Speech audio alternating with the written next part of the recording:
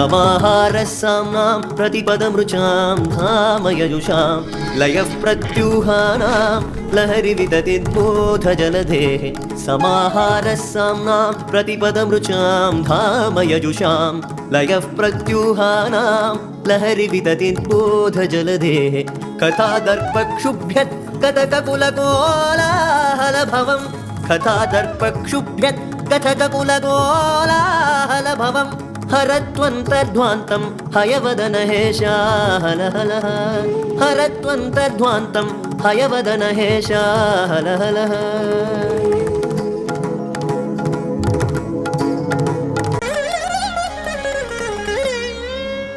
जय जय महावीर महाधीर धौरेय देवासुर समर समय समुदित निखिल निर्जन निर्धारित निरवधिक महात्म्य दशवदन दमित दैवत परिषदभ्यर्थित दाशरथि भाव दिनकर कुल कमल दिवाकर दिविशदधिपति रण सहचरण चतुर दशरथ चरमरण विमोचन कोसलसुता कुमार भाव कंचुकित कारणाकार कौमार केळि गोपायित कौशिकाध्वरा ರಣಾಧ್ವರ ಧೂರ್ಯ ಭವ್ಯ ದಿವ್ಯಾಸ್ತ್ರ ಬೃಂದ ವಂದಿತ ಪ್ರಣತ ಜನ ವಿಮತ ವಿಮಥನ ದುರ್ಲಲಿತ ದೋರ್ಲಲಿತ ತನುತ ಪ್ರಥಿತ ವಿಭವಾಂ ಮಂಗಳಂ ಮಂಗಳಾನಾಂ ವಕ್ಷಃ ಪೀಠೀಂ ಮಧು ವಿಜಯಿನೋ ಭೂಷಯಂತೀಂ ಸ್ವಕಾದ್ಯ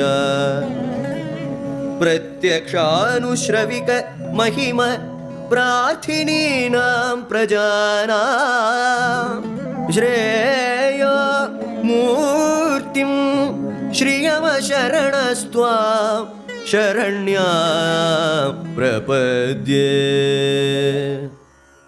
சுவாமி, பொருளேதேனும் கிடைக்கலாம்.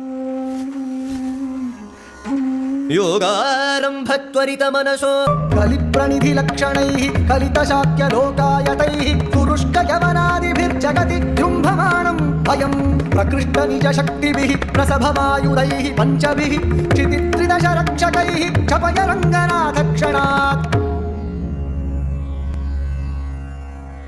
அழகிய மணவாளன் இப்போது தெரக்கநம்பியில் உள்ளார்.